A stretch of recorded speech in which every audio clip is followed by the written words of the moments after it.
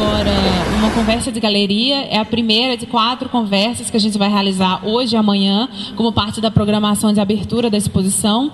E aqui a gente vai ter, então, hoje a presença de Paulo Herkenhoff, que é diretor cultural do MAR, Rafael Fonseca, curador da exposição, e uma série de artistas que Rafael vai introduzir um a um. A ideia é que a ideia da conversa de galeria é um momento informal de troca entre o público, os artistas e a curadoria, comentando um pouco sobre as obras que estão na exposição. Então, por favor, fiquem à vontade para perguntar, para participar. A ideia é que seja, de fato, uma conversa e não uma palestra. Então, vou passar a palavra para Paulo primeiro. Obrigada. E lembrando para todo mundo falar no microfone, porque a gente está gravando. Boa tarde a todos, obrigado pela presença. A exposição Deslize sobre surf e skate, ela se iniciou de uma coleção privada, a coleção Ricardo Feindslieber, que não vive mais. Ele morreu muito jovem e colecionava pranchas de skate, né, feitas por artistas. E a partir dessa ideia de um jovem que coleciona pranchas de skate feitas por artistas, surgiu a ideia da exposição, que de certa maneira também fala muito da alma contemporânea do Rio de Janeiro, porque o Rio é uma cidade extraordinária nas suas incongruências e nas suas articulações, porque se o skate é um esporte que se faz em qualquer cidade, o surf, no entanto, poucas cidades, poucas metrópoles, como o Rio de Janeiro, oferece a possibilidade do surf. E o surf e o skate estão, de fato, na visão contemporânea do corpo. O Rio também é uma cidade em que a presença corpórea do sujeito é muito importante. Ao mesmo tempo, pensar que uma exposição como essa nos conecta com o Brasil inteiro. Temos artistas de São Paulo, de Minas, artistas do Pará, enfim, de diversas regiões do Brasil, também do Rio Grande do Sul. De modo que nós estamos falando de um atravessamento por uma geração de jovens que pensa hoje os paradigmas da arte fora daquilo que se construiu historicamente, e dizer que é uma mostra que tem muito do Rio de Janeiro, essa cara de verão, né? Uma mostra feita, de certa maneira, para adultos, mas sobretudo para os jovens, porque a pergunta que sempre nos fazemos no MAR é que este não é apenas um museu de arte, mas um museu da cultura visual. Então as fronteiras não são tão importantes. O que nos importa, na verdade, é atravessar as fronteiras dos interesses, de modo que possa haver um encontro o mais amplo possível. O surf por sua característica ligada ao mar, à onda, ele tem também uma dimensão possível de discussão a partir da filosofia, com Deleuze, por exemplo, e o Barroco. Pensarmos que, a partir do livro do Deleuze sobre as dobras, ele recebeu muitas cartas, e ele diz que entre as cartas principais que mais o comoveram no sentido de mexer com ele, foram justamente de um surfista que dizia que ele também estava naquela onda, naquela dobra, e de certa maneira, essa dobra no Barroco seria as dobras que nós temos interiormente. Então, de certo modo, essa dobra interior do sujeito que está no Barroco, o mar transforma numa dobra compartilhada coletivamente. E o surf, que vem de uma região distante, que tem uma história de expansão, de transformação, no Rio de Janeiro encontra um terreno muito fértil, porque aqui nós teremos uma outra perspectiva, que é, por exemplo, quando o surf ganha impulso no Rio de Janeiro nos anos 60, foi a conexão entre os surfistas, por exemplo, e a bossa nova. A primeira música dos surfistas era a bossa nova. E como essa música vai se transformando no tempo, né? O que é a música do surfista nos anos 80 e o que é hoje. Tudo isso nos interessa discutir e debater. Nós vamos complementar também com filmes sobre surf e skate, né? Haverá sessões, de modo que nós estamos falando não apenas de uma exposição com objetos que aqui estão, mas de um programa que possa também se estender em termos educacionais. E aí, a presença dos artistas, não apenas como produtores de objetos e de propostas, mas nós esperamos poder, no tempo, também desenvolver um projeto educacional a partir dessa exposição. O que uma obra sobre surf, como ela pode ajudar a transformar vidas através da educação? Essa é também uma questão que eu lanço para vocês, artistas aqui presentes. É possível pensar em novas perspectivas para uma criança, adolescente numa escola pública a partir de uma exposição como essa? De modo que a presença do sensível, do simbólico, do imaginário de cada um de vocês é a costura que a gente pensa que o mar pode ser um terreno fértil. E, enfim, eu acho que a palavra de artista hoje, que vocês vão dar o depoimento de vocês sobre a arte de vocês, a questão do surf, do skate, enfim, cada um vai definir a sua própria agenda. Eu espero que seja também mais uma etapa nessa ideia de que tudo aqui se faz por processo e não através de eventos. Então eu volto a agradecer ao Rafael Fonseca por essa exposição, né? Exposição que vocês veem feita com bastante esmero, a equipe da Clarissa, de montadores, designers, etc. Enfim, entendermos também que uma exposição é produto do trabalho de muitas pessoas. Então, dito isso, eu passo a palavra para o Rafael. Tá bom assim? Tá. Primeiramente, queria desejar boa tarde a todos. Como o Paulo acabou de falar muito bem, acho que antes de eu começar a falar qualquer coisa sobre o processo curatorial, acho que é importante agradecer a todo mundo que está aqui, na verdade, primeiro pela presença, agradecer a todos os artistas que estão aqui, que não estão aqui, que aceitaram também fazer parte da exposição. Agradecer especialmente a equipe do museu, a Clarissa, enfim, ao pessoal da montagem, ao pessoal também das empresas de áudio e vídeo. Enfim, como o Paulo falou bem, eu acho que nenhuma curadoria se faz sozinha, mas é na verdade um grande trabalho em equipe, assim. Toda a experiência recente no mar foi muito boa, porque acho que mais do que uma equipe, nesses últimos 2 meses, a gente se tornou uma espécie de família, digamos. Então, até estava comentando que vou sentir falta de estar com a Estela da produção, por exemplo, resolvendo coisas. Então, acho que isso faz parte do processo. Então, obrigado mesmo. Eu não queria fazer uma espécie de palestra, como a Clarissa falou também, queria tentar fazer algo um pouco mais informal.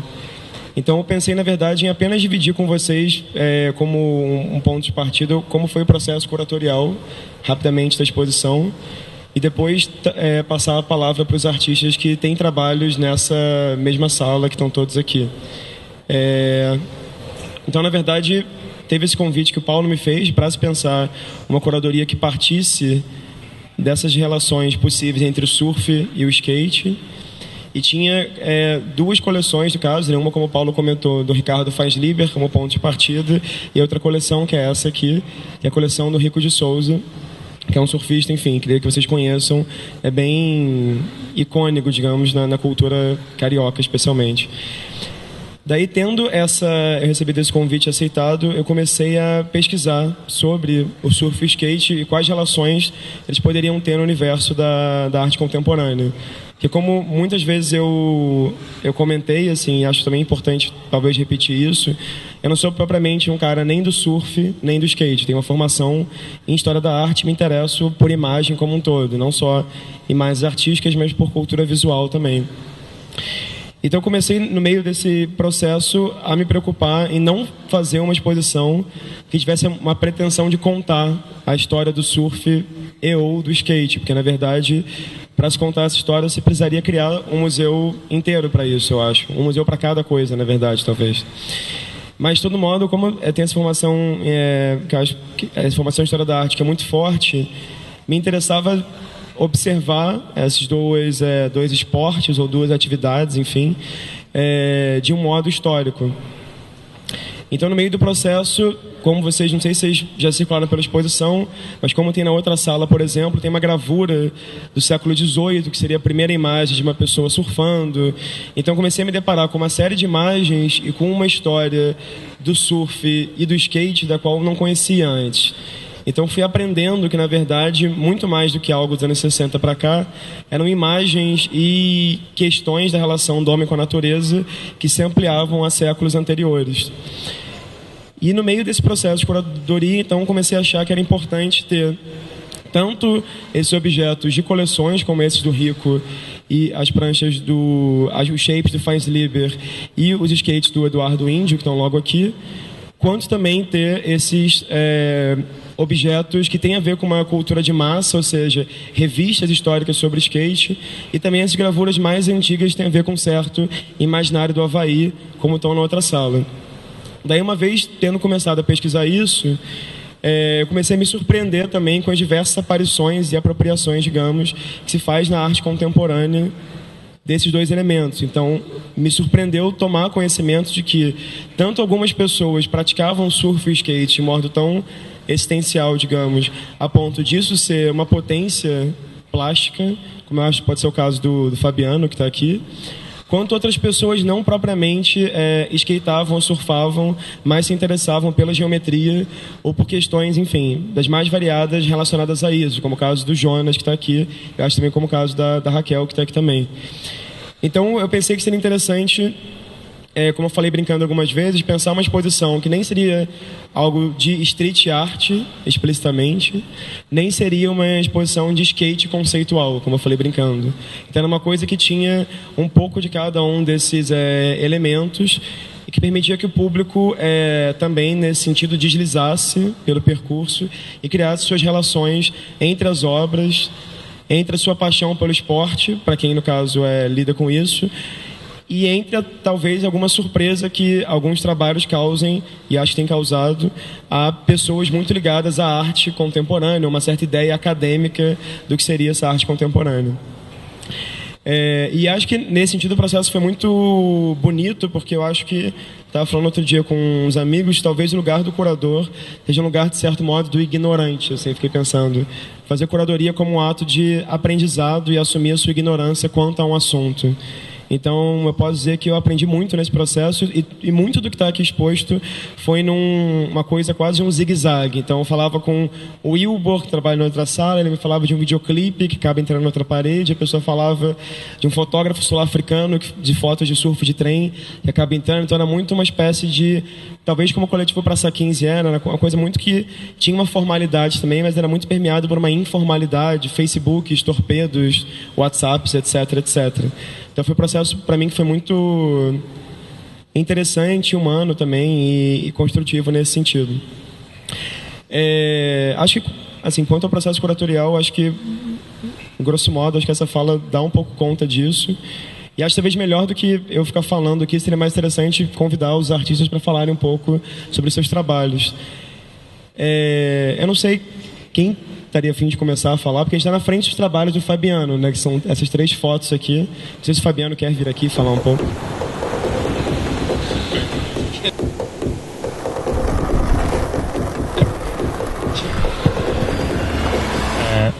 Eu sou tímido para começar, mas eu fico muito feliz de ver tudo que eu acreditei minha vida inteira. O skate faz parte da minha vida, ou é a minha vida. Então, ver o jeito que a coisa é tratada hoje em dia, tá dentro de um museu assim, me deixa mais do que feliz. Não consigo expressar tanta coisa. Foi recriminado a vida inteira, um esporte que foi recriminado a vida inteira. Minha própria família dizia que eu era ovelha negra, que eu era um vagabundo, e é até estranho, né, ver uma coisa tão eufórica hoje em dia do jeito que é. Muito mais que isso é ver outros amigos também que estão aqui participando da mesma forma, que é o caso do Césper, que está na outra parede ali, que é meu conterrâneo, é da minha cidade, a gente cresceu junto, acreditou nas mesmas coisas juntos, fomos taxados juntos das mesmas coisas ruins. Mas eu também tenho aqui o Lucas, que é o proprietário da Galeria Logo, e se hoje esse trabalho está aqui também é por conta dele, ele que foi um visionário que acreditou no meu trabalho. Fico feliz da gente estar aqui hoje junto, né? fico até emocionado. Eu não sei muito o que falar. Se vocês puderem perguntar, eu acho melhor do que eu. Começou a fazer essa fotografia? Ando de skate há 30 anos. Eu fui profissional de skate. Depois eu quis largar a carreira de skatista profissional, porque eu acredito também que existem outras coisas na vida para se fazer. Eu comecei a fotografar e por conta disso eu quis me autofotografar e fiquei procurando diversas maneiras de fazer isso até eu descobri um controle remoto à distância, wireless. E aí eu comecei a fazer essa série de autorretrato e aconteceu isso aí que está hoje. Tenho fotos em coleções de museus, na Pinacoteca, na coleção da Pirelli. Estou expondo simultaneamente aqui, na Polônia, em Curitiba. O que mais? Eu comecei em 2010. Eu fotografo meus amigos, mas eu tenho outras coisas relacionadas à arquitetura e skate, mas esse trabalho é desde 2010.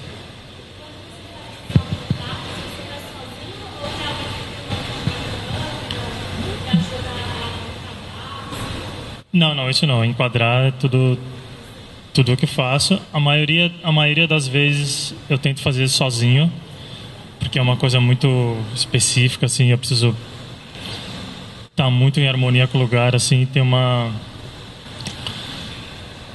coisa meio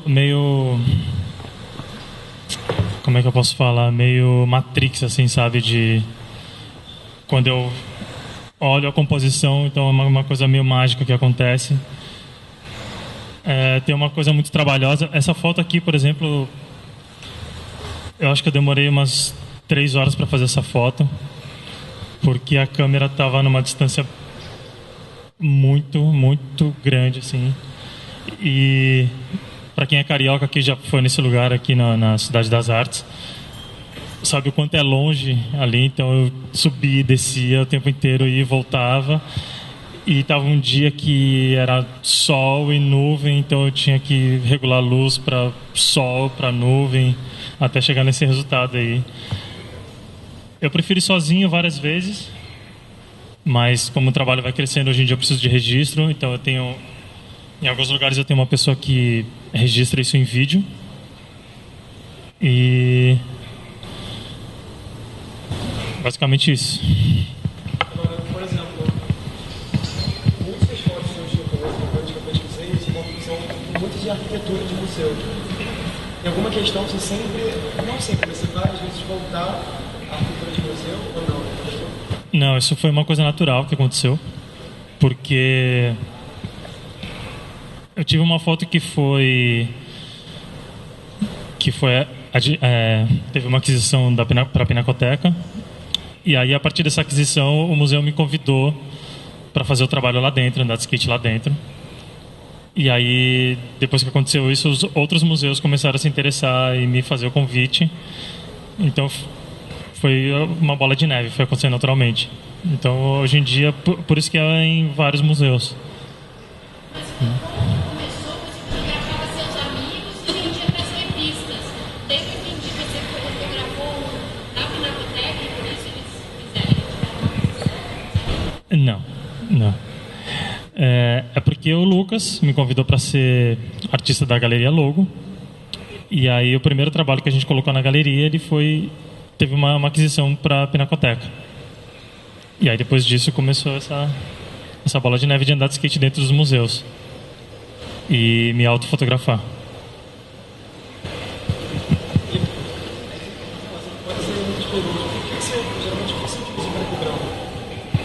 Preto e branco é paixão só. Eu sou apaixonado por preto e branco. Quase não fotografo colorido, só quando é filme. Assim, alguma coisa que eu gosto. No cromo eu gosto de inverter a cor, mas o resto é tudo preto e branco. Meu trabalho é praticamente todo preto e branco.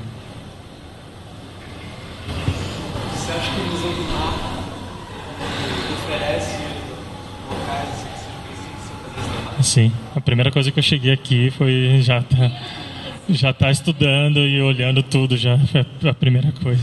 E já estava numa conversa com o Rafael também de produzir aqui. Sim. Eu preciso ver como é que é ali em cima. Mas se for possível. Tá bonito. Também. Não, aqui tem uma luz incrível ali na entrada ali. Eu preciso ver lá em cima também, ver como é que é.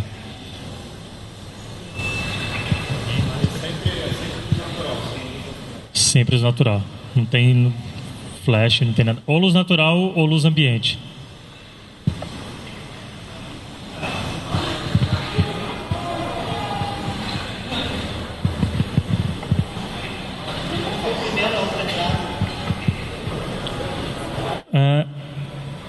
Com o controle ou sem o controle? Uma vez eu estava na minha casa, eu acordei muito cedo e fiquei pensando que eu precisava fazer isso. E aí eu tenho uma lente que é uma fisheye, dá para fotografar mais de perto, e eu comecei a fazer isso dentro de um bowl com a câmera na mão, assim. E aí eu fiz o primeiro autorretrato. E aí eu te mandei.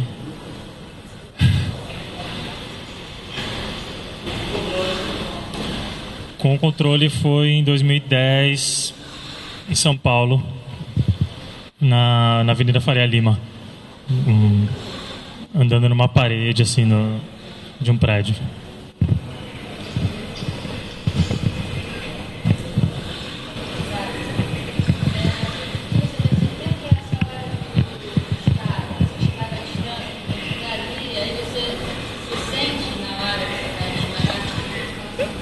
Sim.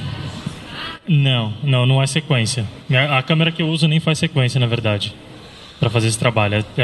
É uma fotografia mesmo. Dá muito trabalho para fazer. Eu preciso fazer... O meu corpo tem que estar no movimento certo, a manobra tem que estar no movimento certo, e o controle que eu uso ainda tem um delay de milésimos de segundos que eu tenho que calcular ainda um pouco antes do momento exato. É bem complicado.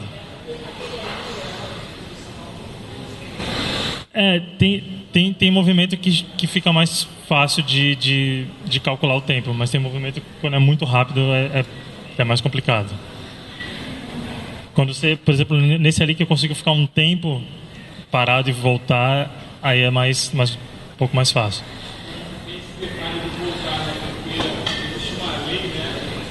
Existe uma lei, sim.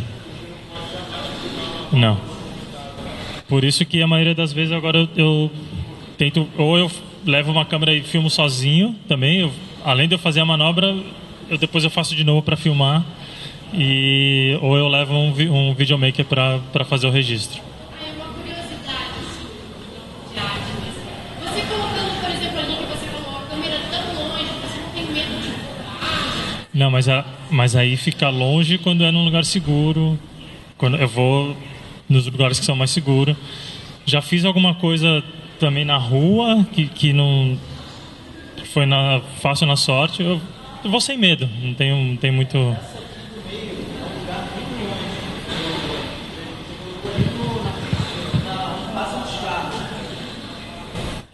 Eu não lembro direito.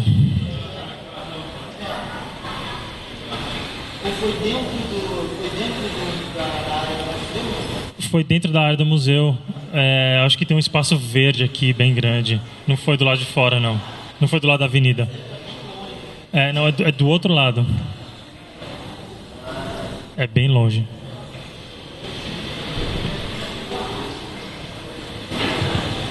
Fotografia analógica? Não, essa é digital, médio formato digital. Agora, você não passa o trabalho, todos são fotografias. De repente, experimentar uma vídeo, talvez de eu faço um pouco de vídeo, faço colagem também. E fotografia, só. Pintura não arrisco. Principalmente fotografia.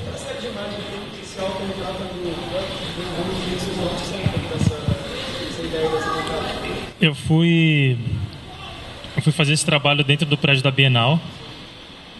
E quando eu fui estudar luz, uns dias antes, eu tava uma luz de um jeito. E aí eu pensei já como tinha muito branco, eu fui de preto.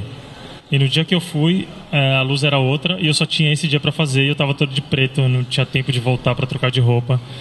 E se eu ficasse todo de preto, não ia aparecer nada. Então eu tirei a roupa e fiz sem roupa. Ia ser um borrão no meio da foto porque estava muito escuro, não tinha... o chão, as paredes são brancas, mas o chão ele é bem escuro, um cinza bem escuro. Então eu não ia aparecer na fotografia. Então eu fiz o trabalho todo nu, quase fui preso. Tem uma história bem maluca. O trabalho também está autorizado ou era encomendado? Autorizado, só que lá no prédio da Bienal tem uma parte embaixo que ela é de vidro e dá direto pro parque. E aí passou uns guardas assim que não sabiam o que estava acontecendo. Ele olhou e quando eu vi tinha moto, carro, ambulância, CT, tinha todos os caras batendo no vidro querendo me prender e eu não conseguia explicar.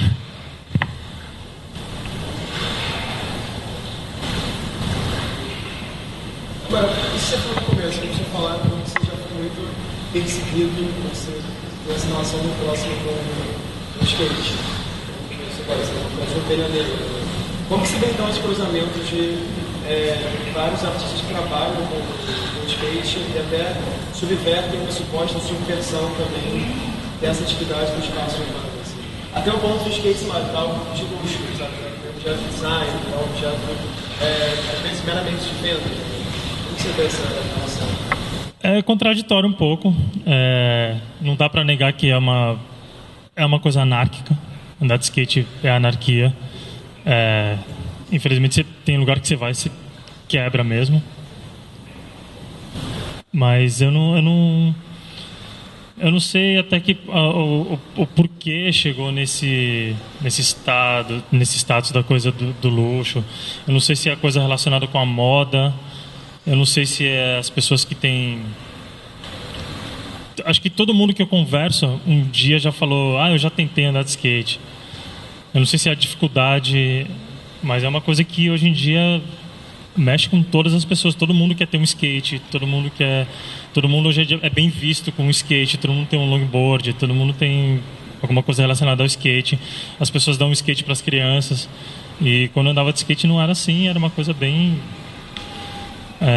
acho que são vários fatores que fazem o skate hoje em dia ser ligado a uma coisa mais, como você disse, uma coisa mais de luxo.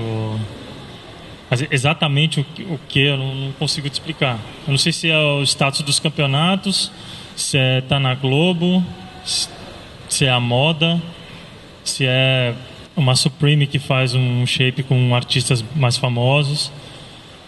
Tem inúmeros fatores, né?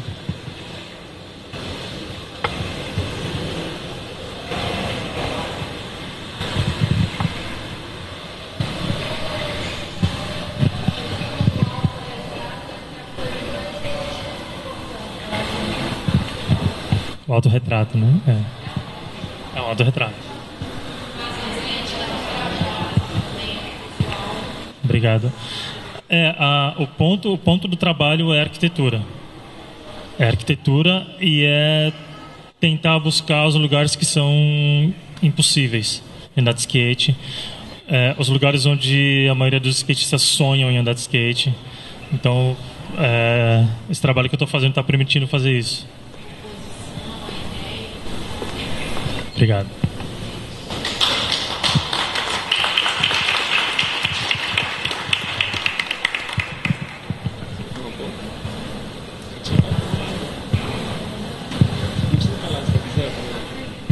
Então tem o Fábio Flax, está aqui também é lá de São Paulo. Ele tem essa pintura do lado do Fabiano Rodrigues aqui. Você pode falar um pouco sobre esse trabalho, seu processo também, enfim?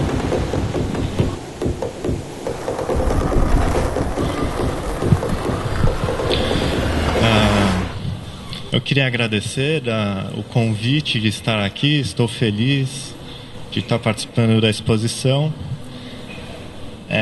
Basicamente, assim, basicamente é uma paisagem. Esse trabalho surgiu da junção de dois universos que me interessam muito. Primeiro, esse espaço da prática do skate, né?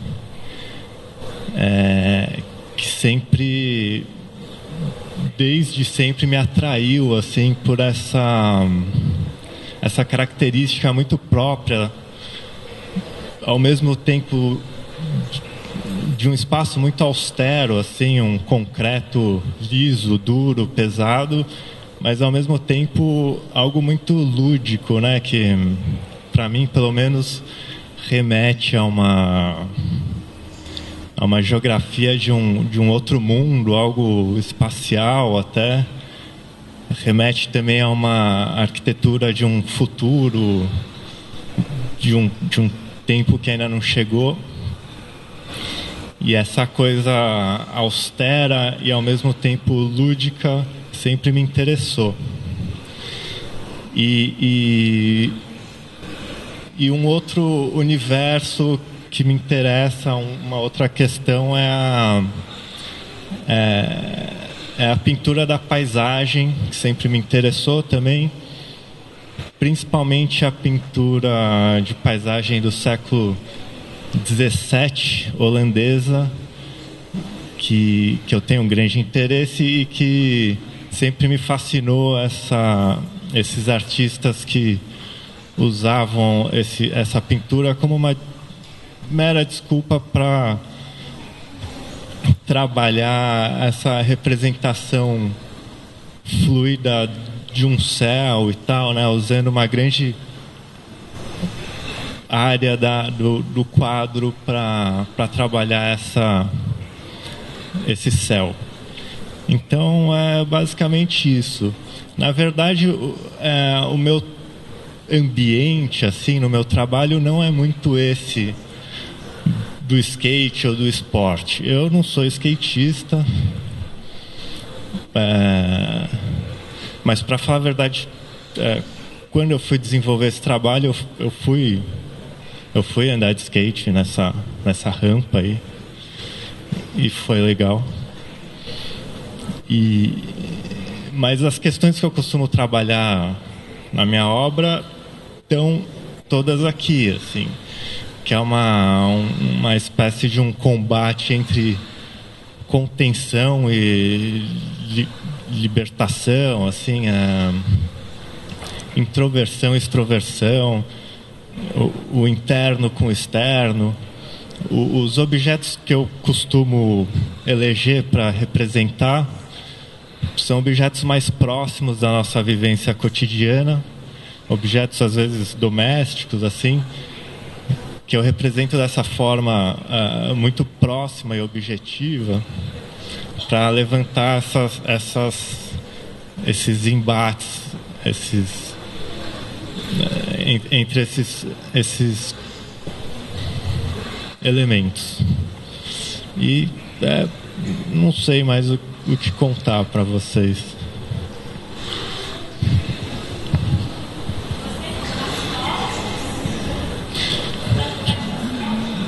Sim. Esse trabalho, o meu trabalho em geral de pintura, eles partem de fotos, de fato, e sempre sou eu que faço os registros, e inclusive eu uso a foto assim para tornar essa pintura mais, criar uma meia distância com o objeto, assim, aproximar e afastar ao mesmo tempo, tendo em vista que os elementos fotográficos vêm junto, né? A deformação da lente, o flash, quando tem, e a gente identifica isso ainda como uma proximidade com o objeto, né? Da imagem técnica, e ao mesmo tempo essa distância também é maior, porque o objeto às vezes nem existe mais. Isso também impactar no trabalho. Você falou um pouco do seu trabalho, isso tem um pouco a ver com introversão e extroversão. Talvez uma pergunta meio cruel, assim, eu fico curioso. De certo modo, como você acha que o senhor parece numa... Como se dá uma imagem como essa que eu fiz? Não desse modo tão científico, parece. Só se você pudesse falar um pouco mais sobre esses tópicos que te interessam. Assim. Talvez introversão e extroversão não esteja muito aparente aqui, mas todos os elementos que vêm junto com isso então, que é talvez uma contenção versus uma extroversão, assim, né? O meio que eu elegi para trabalhar a maioria das minhas obras é a pintura. E é esse tipo de pintura realista e tal, né? E eu escolho elementos que me obrigam a ter uma pintura muito contida. Geralmente são representações assim com muitas nuances de tons de cinza e é um trabalho muito contido.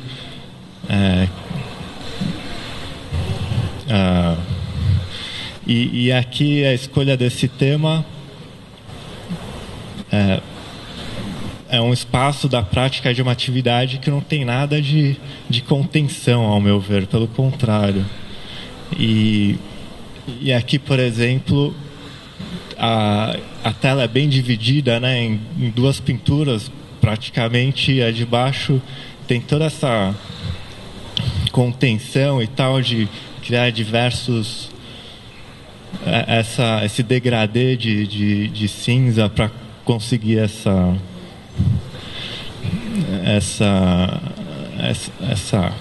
superfície côncava, e a parte de cima esse céu fluido que não tem formas exatas e tal,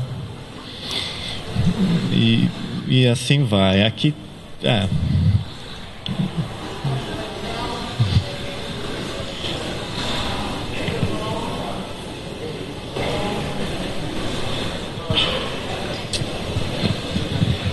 Obrigado.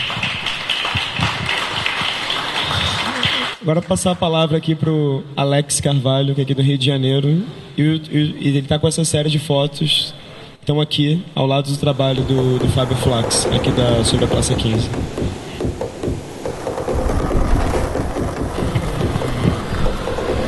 Boa tarde. Obrigado aí, Rafael, pelo convite e parabéns pela organização, tá bem legal. Então, meu trabalho, eu estou trazendo aqui 4 momentos de registros do skate de rua, que é praticado na Praça 15. Só fotos da Praça 15. Que, apesar de ser um local público, era proibida a prática do skate na Praça 15. E em 2008, começou um movimento para liberar, para a gente poder andar de skate sem ninguém encher o nosso saco.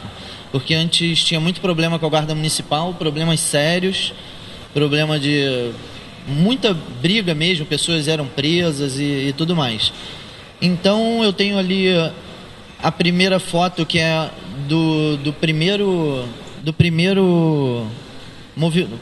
primeira vez em 2008 que houve uma... Não foi uma passeata, foi uma manifestação para liberação. É a foto do bate-bola, uma pessoa que é um símbolo do skate lá na Praça 15, é uma pessoa que sintetiza o que é a simplicidade do skate de rua e por diversão. E a segunda foto já é uma foto de quando foi a liberação. Em 2010 houve essa liberação, a prefeitura liberou devido à pressão de várias... Foi muito grande a pressão, fizemos o Coletivo 15 fez um projeto e tudo mais para explicar, porque realmente acaba acontecendo, como o Fabiano falou, quebra. O skate de rua quebra a rua. E é uma manifestação. É marginalizado mesmo, mas não tem como fugir. É um movimento, existe. Então não dá para virar a cara e dizer que não pode. Já está aí. Então não adianta. Tem que entender. Fala.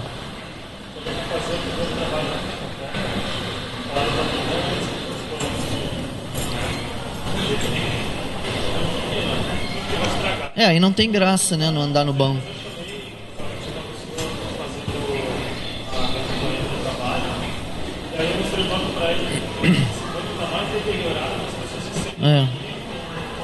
Chave.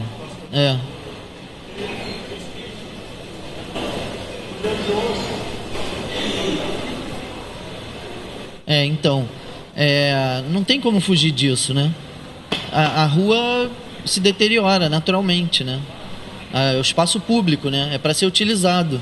E se deteriorar, refaz. E aí muda e continua. É assim. A rua é assim, né? E a gente que tem essa vivência da rua, do skate de rua, a gente entende isso naturalmente porque a gente passa por isso. Mas enfim, e aí seguindo, e as outras duas fotos são essas outras maiores, isso são momentos de celebração do skate e do movimento de rua, o que é o skate de rua. É o ambiente, é o registro, como eu falei, hoje o meu projeto pessoal é registrar o skate na Praça 15. Porque é um lugar hoje muito importante no cenário do skate brasileiro, né? É uma coisa que é um lugar tão importante quanto o Máquina em Barcelona e a Praça Roosevelt em São Paulo. São lugares, esses lugares que eu falei, são lugares que o skate de rua é praticado e também há repressão dos órgãos públicos. E, enfim, acho que é isso. E aí, alguém quer falar alguma coisa, perguntar? Sobre que as fotos que a gente escolheu aqui para a exposição, elas são todas PB. Então eu queria falar sobre a questão da cor no trabalho, assim. E também uma outra coisa que quando eu fui na sua casa, a gente conversou, a gente estava pensando muito em não escolher só fotos clichê de skate, né? Só fotos literalmente de pessoas skatando, mas pensar também a Praça 15 como um espaço de convívio, né? Porque o skate não é só um esporte. O skate é não vou falar que é um estilo de vida porque é clichê, é um movimento social. É um movimento social, é marginalizado porque é da rua. E eu passei por várias situações que o Fabiano falou ali. Eu também tenho essa coisa de ovelha negra e tal. Pratico skate já há 30 anos, desde que eu tinha 13 anos. Sou fotógrafo há 26. E é muito gratificante ter a possibilidade de hoje estar expressando aqui, trazendo da rua para dentro de um museu, para mostrar que é uma realidade isso, e assim, marginalizado sempre vai ser, porque é a rua ali. A gente se relaciona com o mendigo, com o menor abandonado, porque a gente está ali, o nosso esporte é praticado na rua. Mas isso não quer dizer que todo mundo que pratica o esporte na rua é marginal. Até tem, não vou dizer que não tenha, tem, porque somos seres humanos, todos têm pontos fracos e fortes. Até é uma coisa que não tem como controlar. Tem gente boa em todo segmento da sociedade. Então, só que a rua já é o skate de rua é uma coisa que é marginalizada por isso, porque você está ali na rua. Isso é até bom, porque te traz para a realidade, te mostra, a gente convive muito com a realidade do que é a realidade da cidade, do que as pessoas passam, do veneno, da realidade mesmo, entendeu? E eu acho que é isso. O preto e branco, né, que você falou. Desculpa, empolguei. Preto e branco é porque eu acho que o preto e branco expressa não tem como expressar melhor o grafismo. Eu enxergo muito, quando eu estou fotografando, eu não estou só fazendo uma foto, um registro de algo que está acontecendo ali. Eu enxergo dentro de um retângulo o enquadramento. É como se eu estivesse fazendo um desenho. Eu olho o grafismo e o enquadramento como o Fabiano falou, mesma coisa, arquitetura. Ali tem sempre alguma coisa que vai chamar atenção. Uma foto não sai à toa. Eu vou planejar uma foto e acontecer assim. Às vezes até acontece, até mesmo aquela foto da moldura ali não foi uma foto planejada. Pelo fato da Praça 15 ser um lugar público, aquela moldura era lixo. Eu estava fotografando e umas pessoas estavam filmando um vídeo e eu estava fazendo algumas fotos e de repente essa moldura apareceu. E o Wilson pegou a moldura e falou: faz a foto aqui dentro da moldura. Eu tenho a foto do Jeffrey sem a moldura. E essa foto da moldura ficou muito interessante. Não foi uma coisa planejada. Parou, falou: faz aqui. E saiu. E o preto e branco possibilita essa linguagem assim. De longe, é uma mancha. Eu enxergo uma mancha. É como se fosse uma pintura, um desenho, uma coisa que você... não é para olhar só de perto. De perto você vê o momento congelado. Você vê aquela coisa ali que eternizou.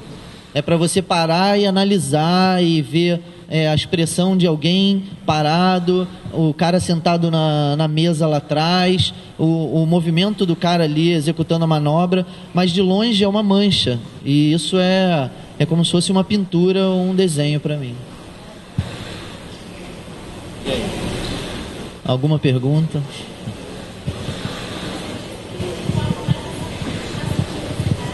Ultimamente... eu tenho, de 2008 para cá foi quando me chamou a atenção, porque é uma cena muito rica, é um lugar muito rico de tudo, é uma diversidade muito grande de tudo, de momentos, o skate, a cena, porque o skate não é só, como eu falei, não é um esporte, é um movimento social.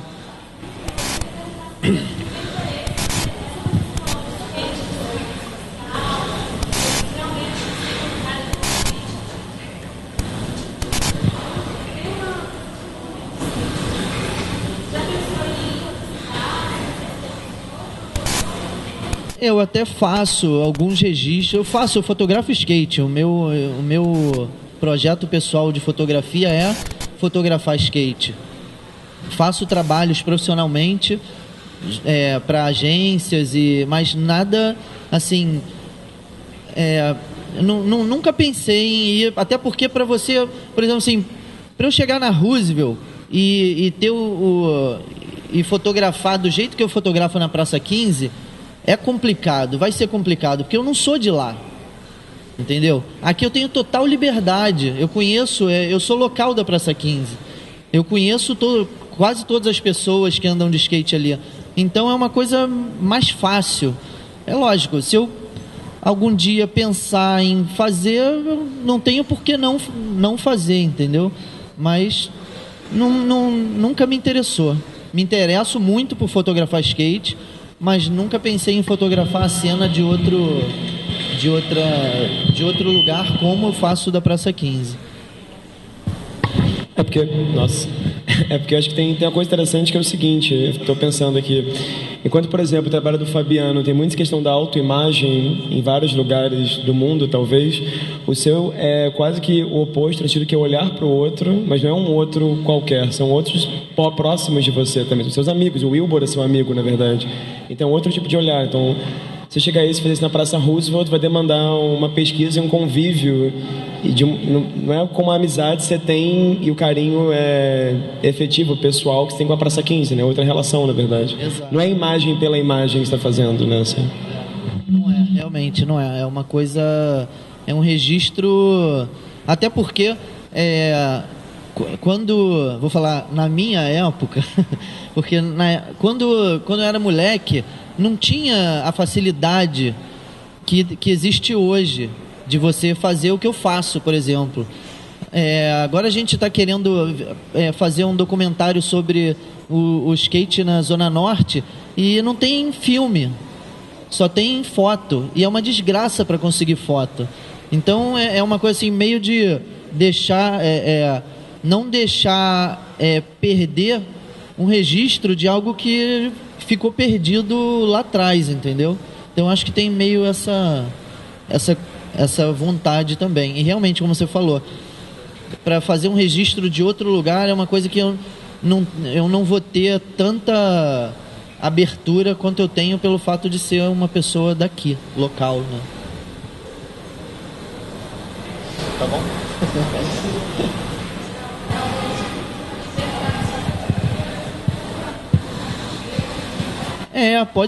Pode se chamar. Eu acho que não é nem só um registro dali do lugar, porque às vezes eu faço registros dali do coletivo em outros lugares. Há pouco teve um evento no MAN chamado Artcore e eu fiz uns registros lá. Agora, semana que vem, vai haver uma viagem de um grupo muito grande. Porque eu vou fazer o registro desse grupo, e é em Minas, não tem nada a ver, mas é o coletivo. Hã? Ah, sim. São coisas que acontecem lá e acontecem em outros lugares também. É só para mostrar a cena, como é a cena do skate como é a cena do skate. Eu não vou falar no Rio de Janeiro nem na Praça 15, porque isso é uma coisa muito comum de acontecer em vários lugares do Brasil e do mundo. É uma coisa muito igual. O skate é muito igual em todos os lugares do mundo. E eu faço o registro daqui.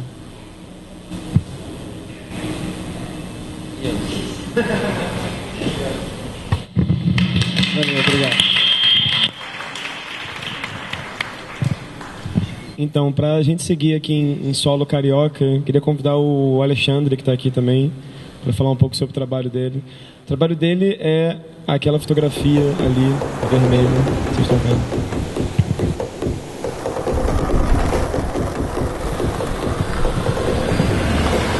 Boa tarde. Queria agradecer ao Rafael, toda a equipe aqui do MAR, pela oportunidade de estar participando dessa exposição aqui com essa foto. Toda a equipe foi muito atenciosa, foi ótimo a maneira como tudo aconteceu, assim, foi uma organização incrível, foi realmente um prazer assim, estar participando dessa exposição. E eu estou muito feliz de participar justamente com essa foto, que na troca de e-mails, enfim, a gente pensou em vários outros trabalhos, várias fotografias e enfim, a gente acabou escolhendo essa foto precisamente, que para mim significa muito. Foi uma foto que eu tirei há 10 anos atrás e num momento muito, muito especial da minha vida. Assim. Naquela época o surf era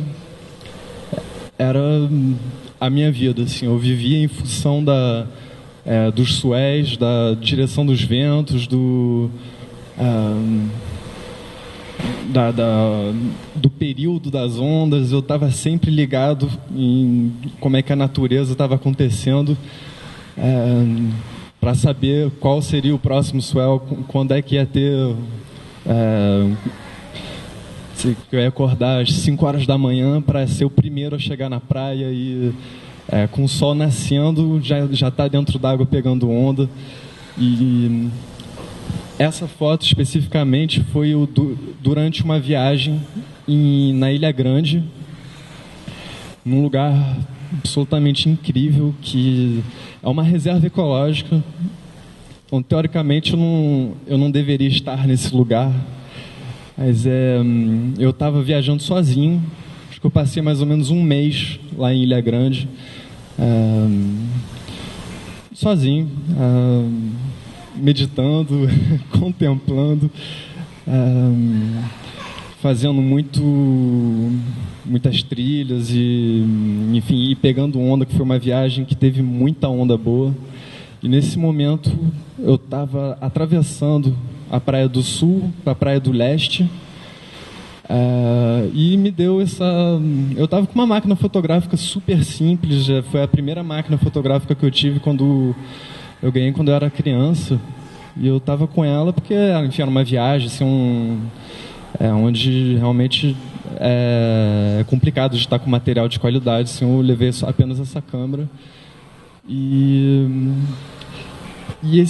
o vermelho da foto foi um filtro que eu tinha achado, um papel plástico vermelho, e que, não sei, eu gostava de ver a realidade através desse plástico, ficava tudo vermelho, eu achava incrível. Eu tive essa vontade de botar o filtro assim, em frente da câmera, e deu esse vermelhão assim.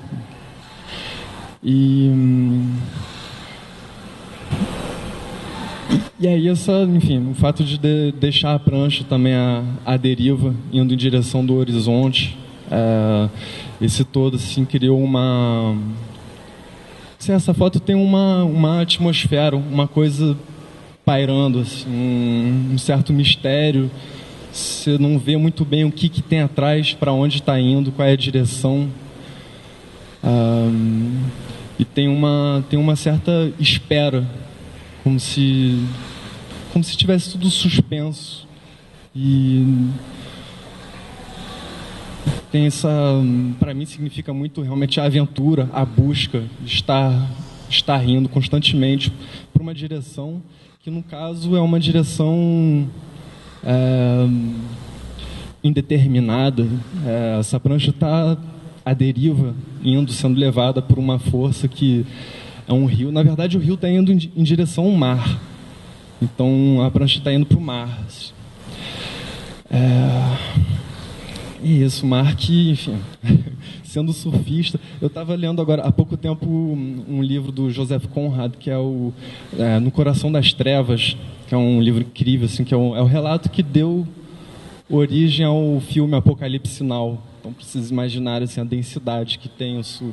Para mim, você me remeteu muito. Essa foto tem bastante a ver com essa coisa, esse mergulho dentro da natureza como uma força, assim, uma força bruta, uma ancestralidade, inconsciente. O mar tem muito desse... Volta e meia, o mar significa, né, tem é metáfora para o inconsciente, um mergulho dentro de si. Sei, o Pinóquio que vai parar na barriga da baleia, no fundo do mar. Esse é um espaço de encontrar com as suas profundezas, assim, e de renascer transformado. Então, o surf, para mim, ainda hoje em dia, eu continuo pegando onda e espero pegar onda até o final dos meus dias. Esse espaço de experimentação de si, de busca, de aventura,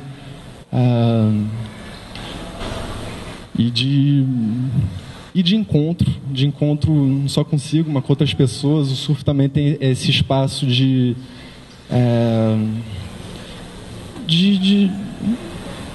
a praia é um espaço democrático, onde todo mundo se encontra, de todas as classes sociais. Eu moro no Leme, eu tive essa sorte de morar há mais de 20 anos de frente para a praia. Isso foi uma coisa que contou muito assim, na minha formação como pessoa, daquilo que eu sou. O fato de acordar de manhã com o barulho das ondas, de ter uma disciplina, é uma coisa, um sacerdócio mesmo, que pode ser interpretado como vadiagem, mas para mim realmente era uma coisa de disciplina, de acordar cedo, de ter uma prática de meditação, de alongamento, de estar sempre pronto para essa aventura de que entrar no mar. Enfim, que às vezes o mar está pequeno, às vezes o mar não está para peixe, às vezes o mar está muito grande e você tem sempre aquele desejo de estar ultrapassando os limites e indo mais longe, e enfrentar situações que realmente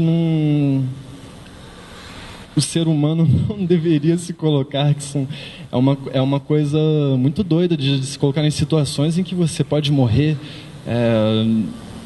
Mas para mim isso é uma coisa linda assim, do esporte radical. Escalada, skate, surf, que é estar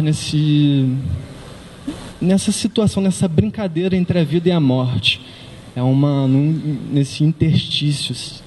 E estar dentro disso requer uma preparação mental, física, que para mim realmente prepara para todos os aspectos da vida, e tem muito a ver com o tipo de arte que eu penso que eu sonho. O que seria fazer uma arte em que você está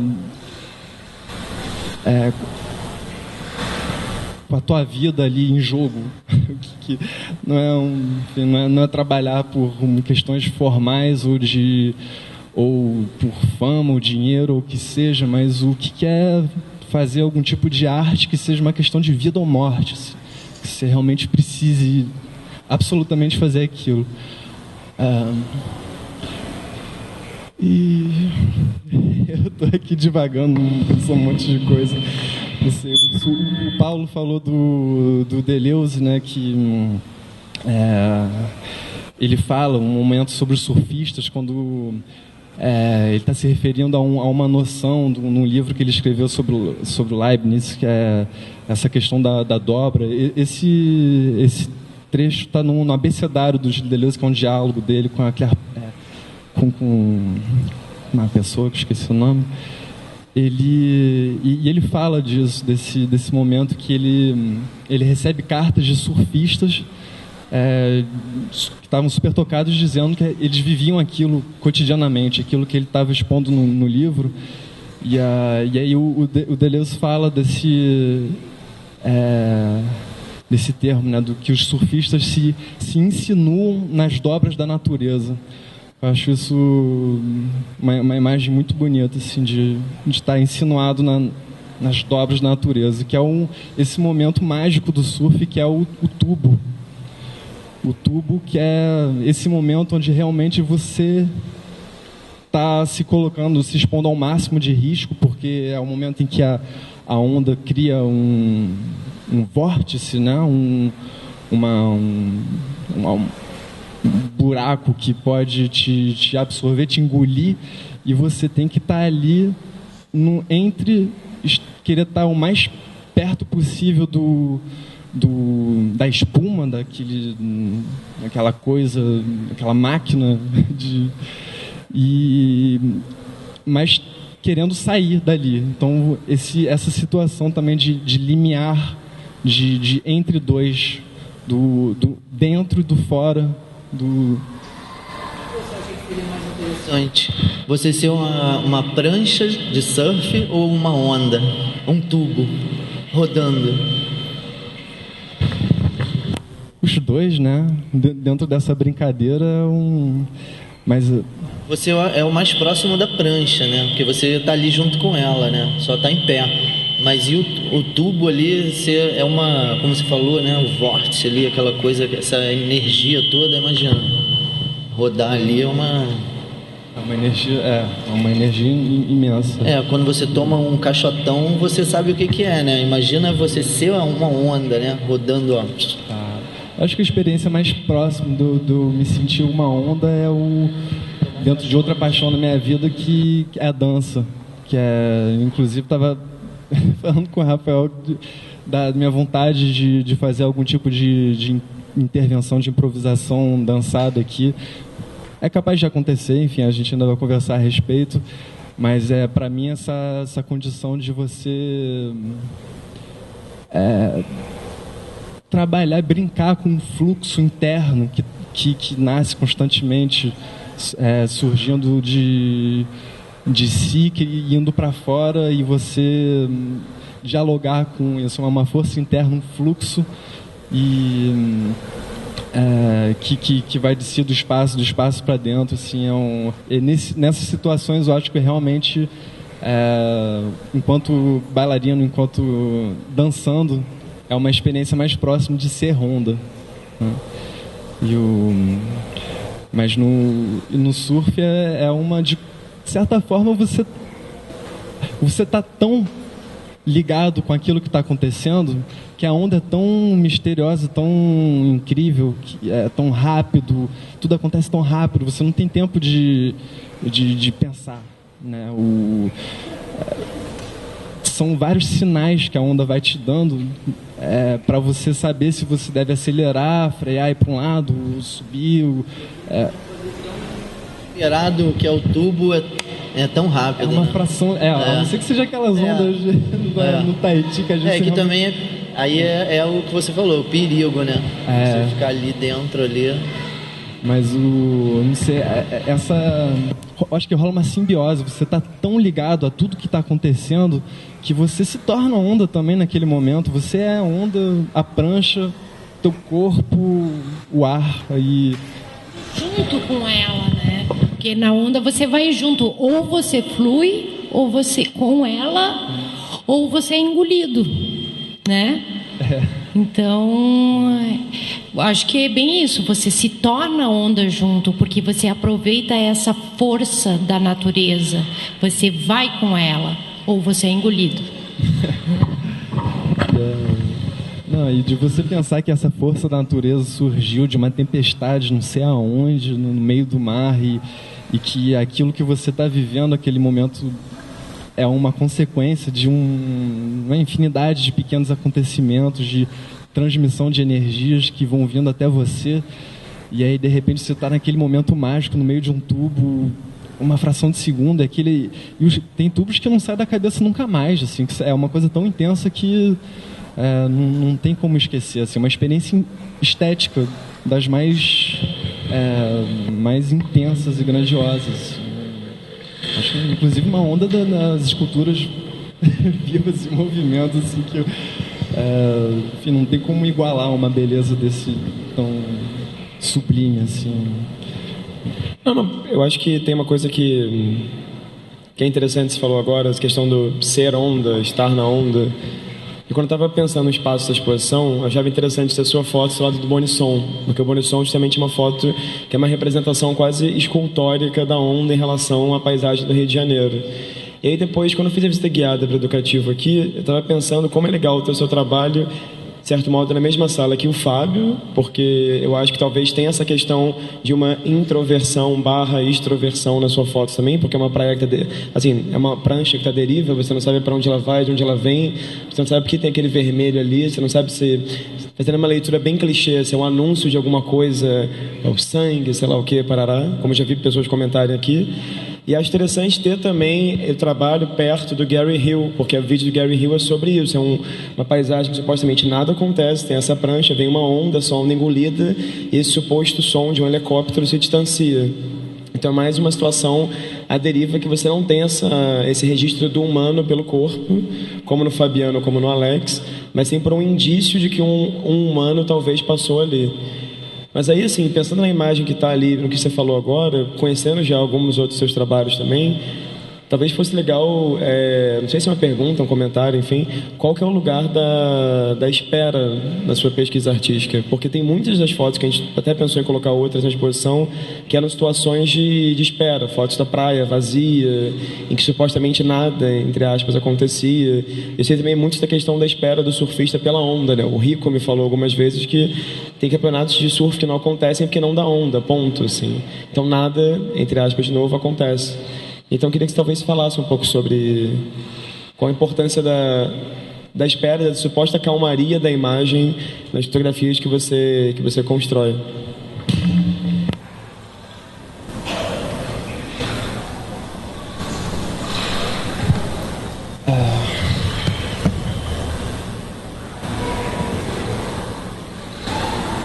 A questão da... Eu não sei nem se é uma questão de espera, né? Quando você está no mar, você realmente espera a próxima onda. E é um momento muito intenso, assim, que faz parte do surf, tanto quanto o momento da ação, que dura uma fração de segundos. Porque você está sentado na tua prancha, meio boiando no mar, às vezes, enfim, com correntezas te puxando, com aquela paranoia de tubarão.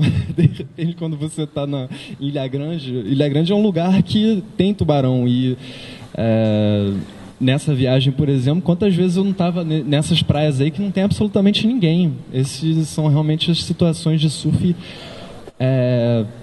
autênticas, extremas, assim, de você só contar com você mesmo e estar nas mãos de Deus. Assim, e estar lá atrás sabendo que tem essa possibilidade de a qualquer momento surgir um bicho. Às vezes tem umas arraias que pulam enormes, assim, que parece que é uma barbatana, assim, tem sempre essa paranoia no surf, mas que faz parte, assim, essa brincadeira também com risco, com possível acidente, com a morte, faz parte. Então tem essa questão da espera. A espera, você está ali olhando para o horizonte, olhando para um infinito, enfim.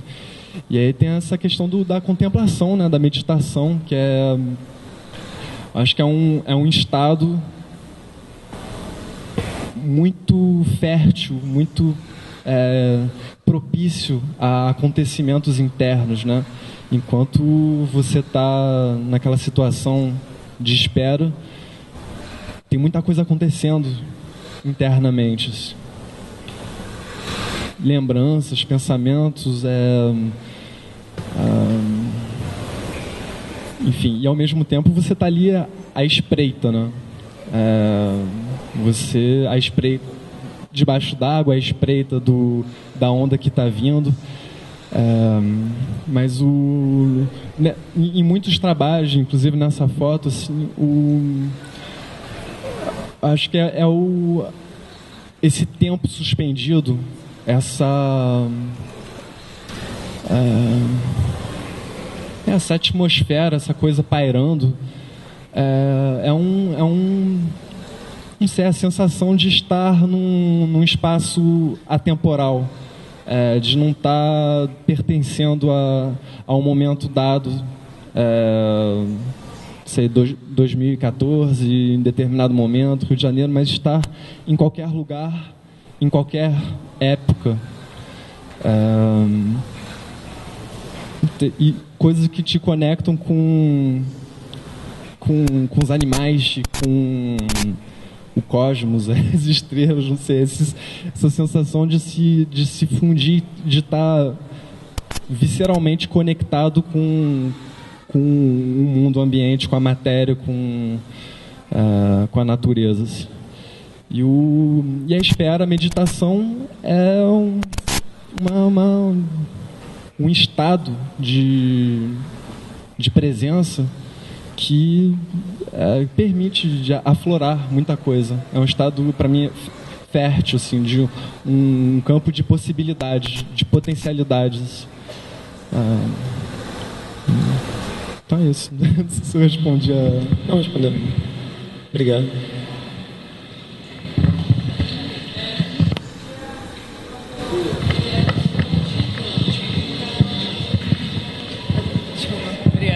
É sobre o seu título, paisagem sonora, né? Ele me gera uma curiosidade, porque qual é dessa paisagem sonora? Porque muitas vezes quando você está surfando, você está esperando essa onda chegar, então muitas vezes você não está olhando para ela, nem você está olhando para outros lugares. E, sei lá, se você pudesse falar sobre essa relação da espera com a sonoridade, como é que é isso, esse som?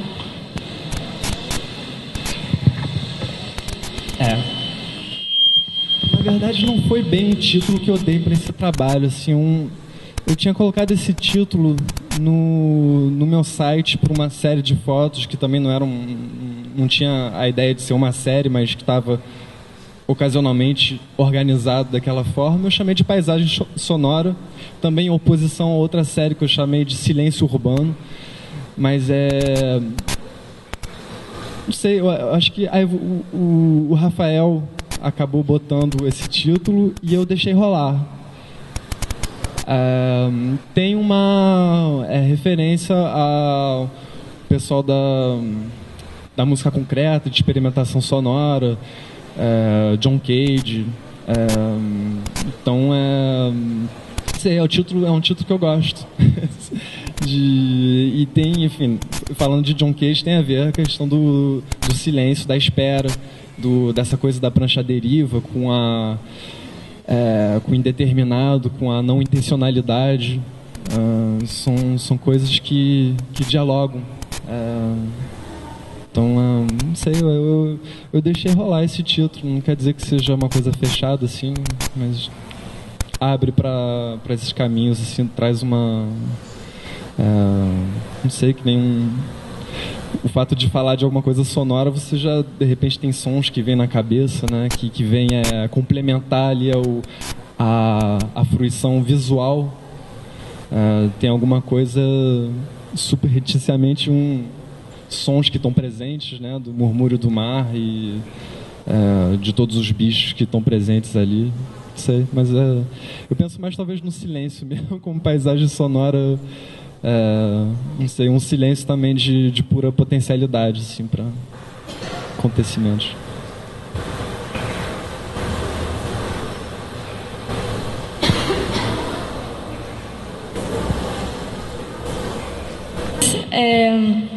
Porque eu acho que no final todo mundo fala, você falando de corpo, e eu prestei atenção no discurso sobre o espaço.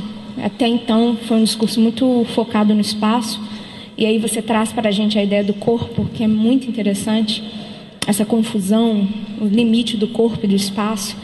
E a gente está o tempo todo falando sobre a apropriação de espaços aqui, né? A questão da Praça 15, a apropriação da Praça 15 como espaço público, o trabalho do Fabiano, que ocupa museus, e aí a apropriação do museu, me fez assim, formular algumas perguntas, assim. A princípio, que espaço é esse que a gente está falando e que corpo é esse, sabe? O trabalho da Praça 15 traz para a gente a ideia do ethos do skatista, e aí me surgiu a pergunta o museu é espaço para o ethos do skatista? O museu consegue compreender esse ethos? Ele dá conta? E trazendo de novo a ideia do corpo e do ethos, que corpo é esse que está presente aí nesse discurso do ethos do skatista? Que corpo que a gente vê tão representado nessa dinâmica de apropriação de espaços por skatistas ou mesmo por surfistas. Mas aí o skatista me chama mais atenção. Que corpo é esse que a gente vê tão representado aqui no nosso espaço? E aí eu trago a questão do gênero, né? Não só do espaço. Se o museu é espaço de skatista, o ethos do skatista, ele consegue compreender quais corpos, sabe? Ele tem compreendido quais corpos. Só mesmo um comentário, uma provocação para os quatro que me chamou muita atenção. Essa ideia do corpo e do espaço. Também, enfim, só estou levantando a questão.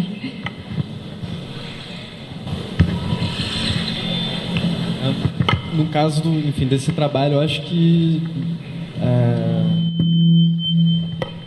nessa fotografia se tem algum espaço, é mais um espaço mental, né? E a questão do espaço da arquitetura, o espaço do expositivo, eu acho muito interessante de me confrontar a isso, de brincar com isso, através do corpo, da dança, da improvisação, assim, onde quando você se coloca numa situação de dança, tem um campo que se cria de vivência, de troca, que sei que dá um significado diferente às coisas. Não é a mesma coisa você observar uma obra de arte, uma arquitetura, e você se colocar na posição fixa em frente, que supostamente ideal para você observar um objeto.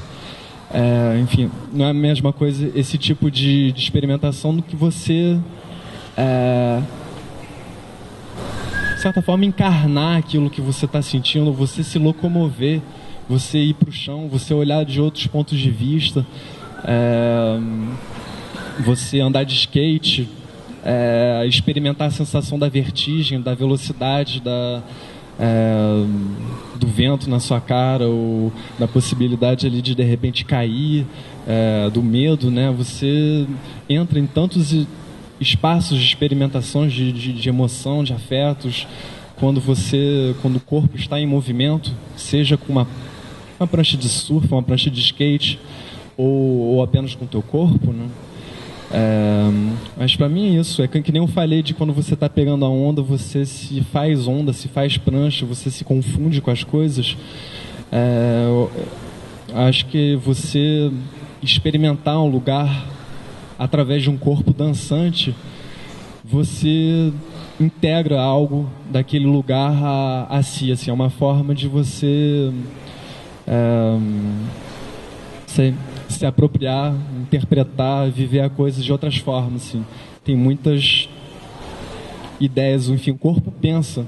Tem eu acho sempre muito, muito importante, assim, isso não fundamental, assim, a trazer a experiência do corpo para a experiência estética e enfim, nos espaços dos museus. E eu vi aqui no Mar, inclusive, eu participei de uma oficina que teve de meninos que trabalham aqui, que estavam propondo justamente de experimentar uma exposição que teve com a voz, com o corpo, e isso tinha sido muito interessante, assim. Não foi à toa, inclusive, que me deu essa vontade de fazer algum tipo de intervenção aqui. Foi por conta também de ter participado de uma oficina aqui, de ter sentido que o Mar tinha essa abertura para outras formas, né, de ver uma exposição, assim. Bom, obrigado. Eu queria, antes de...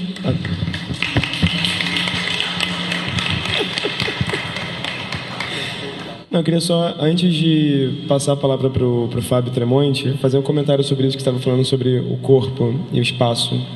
Porque assim, você perguntou que corpo é esse e que espaço também poderia ser esse. Eu não saberia te responder, assim, depois desse processo curatorial, né, que está em processo sempre, eu não saberia te dizer que corpo é esse ou qual espaço é esse, mas eu acho que poderiam vir a ser muitos corpos e muitos espaços, mas talvez, como você falou, num certo ethos do que seria esse surfista ou skatista. Me parece que, historicamente, são construídos alguns corpos a mais do que outros, digamos assim. Como estava debatendo hoje ainda mais cedo, né? Como que numa vitrine de lá, que tem a coleção de revistas de Eduardo Índio, tem uma peça publicitária que tem fotos de uma mulher seminua, enfim, com biquíni ao lado de patins e skates. Então, assim, como que a mulher é objetificada, assim como o patins e o skate também é um mero objeto. E como que na maior parte das representações aparecem geralmente, no caso dos dois esportes, geralmente homens supostamente heterossexuais ou numa postura que não denota uma homossexualidade, enfim.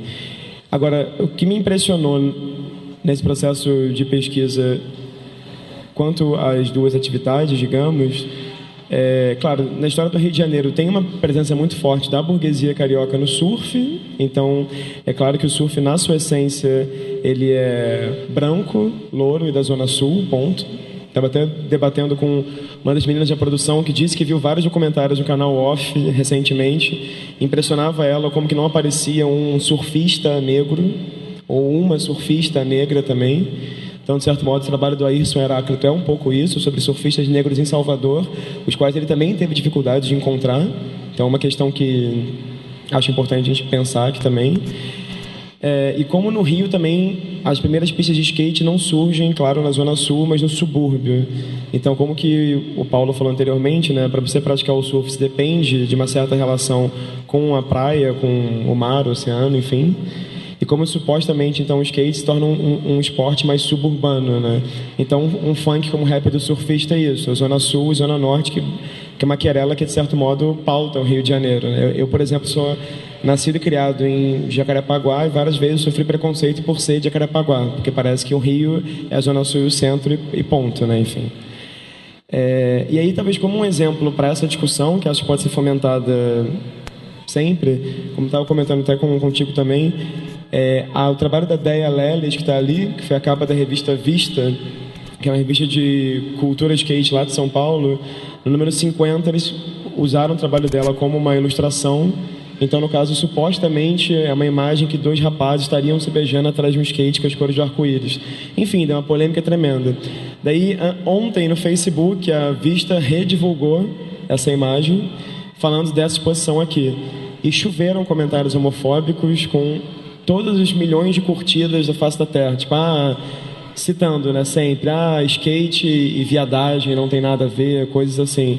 Como se fosse um absurdo aquele trabalho, como se fosse um absurdo essa associação. Isso 3 meses depois da capa ser lançada e ter nascido a polêmica. Então, assim, realmente, que corpo é esse, sabe? Quem tem o direito de se retratar ou se autorretratar skateando, assim? E que leituras podem ser feitas a partir daí e a partir de quais espaços também. Então, acho que é uma questão que volta sempre. O trabalho da Beatriz Pimenta, por exemplo, do Mar das Delícias, né, que também tem uma relação com o espaço, mas, de certo modo, com uma poluição também, com uma precariedade. Então, assim, enfim, são questões que acho que tangenciam todo esporte, talvez, e todo esporte com que acontece ao ar livre também, principalmente. Bem, então, tá.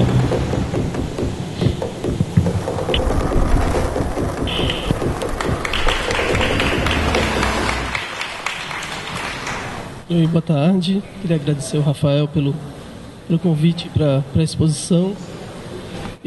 Bom, o meu trabalho é aquela rampa que está na fachada do museu. E a minha relação com o skate é que na minha adolescência, muitos anos atrás, eu andei de skate. E o meu trabalho hoje não tem... O skate não é o tema dele, apesar de ter alguns trabalhos ligados ao skate, mas porque o meu interesse está muito ligado à cidade, aos deslocamentos, às formas de ocupação da cidade. E essa rampa, eu construí já outras 2 vezes. Ela sempre num espaço interno, então foi muito boa a oportunidade de poder fazer essa rampa num espaço externo, na fachada do museu. E ela surge surgiu de uns desenhos de rampa que eu fazia e da memória de construir rampas quando eu era adolescente e andava de skate. E dessa... um fazer quase escultórico, né, das rampas. E, bom, na adolescência, o material usado eram materiais que a gente recolhia, eu e meus amigos, pela cidade. E a qualidade do material ele é muito parecido, né? Principalmente esse madeirite cor-de-rosa, que era muito o que a gente encontrava nos restos de construções. Acho que isso é um pouco na apresentação do trabalho.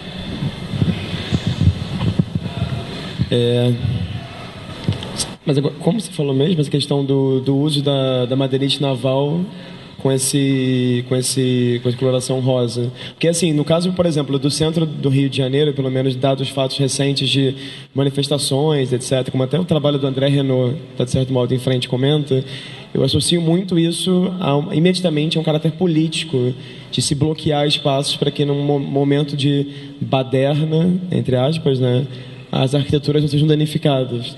Então é interessante ter o trabalho na arquitetura do museu pensando nesse viés também. Então, a minha curiosidade seria no sentido de se em algum momento você viu por esse viés também político, ou como você enxergaria esse tipo de interpretação do trabalho por esse viés? Então, na verdade, a primeira vez que eu montei a rampa, eu procurei o madeirite cor-de-rosa porque ele era o mesmo madeirite que eu usava quando eu construía as rampas.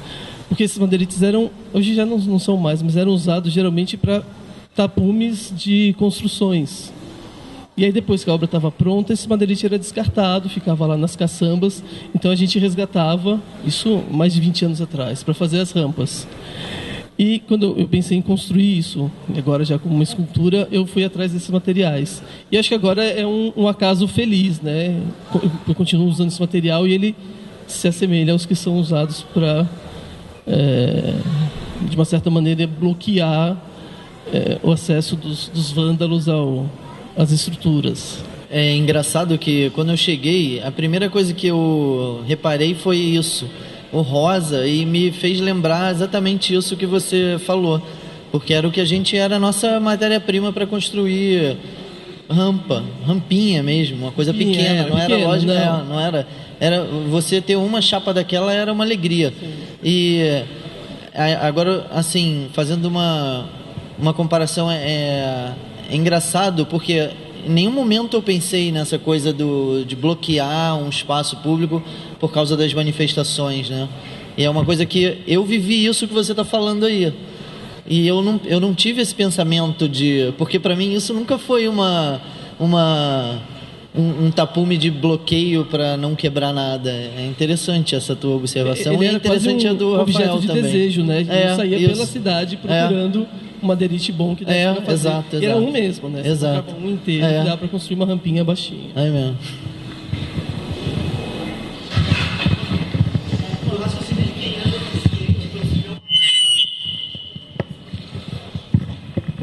Quando se vê uma forma, uma escultura, uma intervenção como a tua, sempre se pensa em como pegar impulso para chegar nela e para onde ela te jogaria se tu descesse dela. Eu queria pensar entender se o posicionamento dela foi considerado também dentro do espaço ou se tu abstraiu e ficou só com a forma.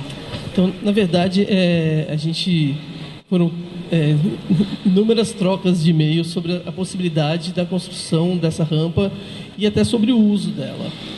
E no momento a gente chegou a pensar em construir um espaço que fosse possível andar de skate, mas por questões técnicas ligadas à altura, à fachada, ela acabou sendo só uma escultura mesmo. Mas de qualquer forma ela sugere, né? Ela joga para frente de uma parede. Joga para frente de uma parede, exatamente. Porque na verdade a ideia sempre era de um espaço antes dela para você subir e aí ter um escape depois para os lados, né? Eu queria só voltar num tópico disso que você falou, porque esse trabalho ele é anterior às manifestações, né? Ele é de 2010. E aí tem eu acho legal ele falar desse acaso feliz. Mas eu acho que fundamentalmente o trabalho quando ele mostrou esse trabalho a primeira vez, foi uma curadoria que eu fiz com o Rodrigo Bivar na Galeria Milan. Tinham vários artistas e tinha esse trabalho. E eu acho bom isso que você falou, porque tinha essa questão para a gente e para o Fábio também na época, que era ele propunha quase uma impossibilidade, né, de usar a rampa na sua potência total, né? É uma curva que não dava para, eu acho que não dava para fazer, mas eu não tenho cabeça de skatista. Mas enfim, eu acho que isso procede, assim. Acho que é bom pensar nisso, onde que a coisa te leva, né? Assim, que não é só uma coisa física, né? Ela ultrapassa um pouco.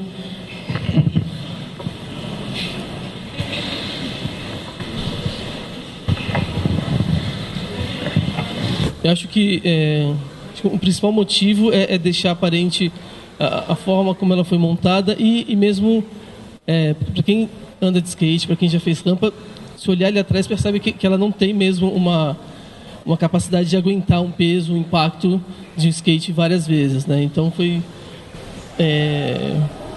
uma opção quase de deixar claro assim, o esqueleto da coisa e a fragilidade dele, mesmo tendo aquele tamanho, mesmo ela estando firme no chão, mas a fragilidade que tem, que é impossível alguém se aventurar a andar nela.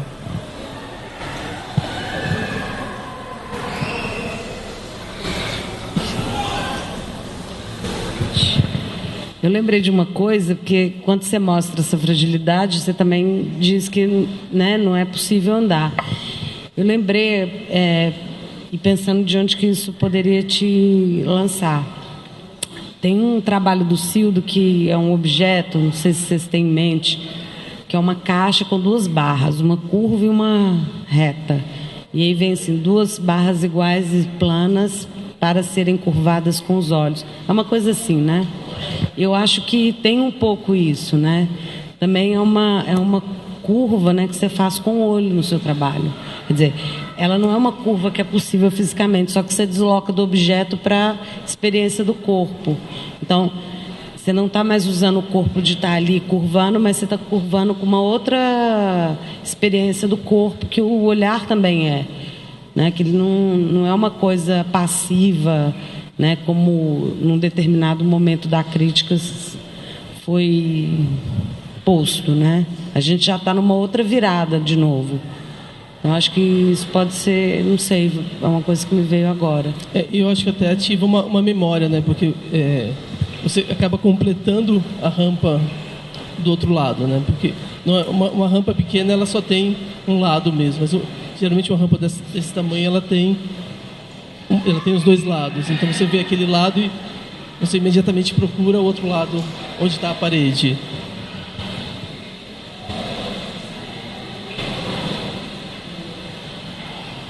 E para quem anda de skate, tem isso de andar de skate com os olhos também, que tu deve carregar pro resto da vida, provavelmente.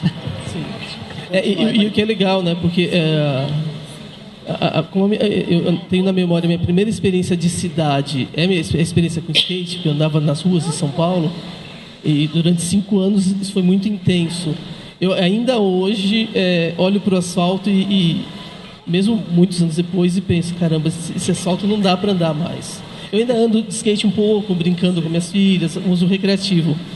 Mas outro dia eu peguei o skate para andar nas ruas e não sei se é uma memória assim do passado, que era melhor as ruas, mas o asfalto completamente remendado.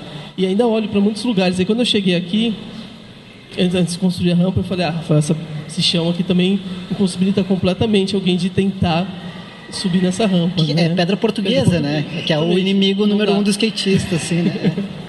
Exatamente.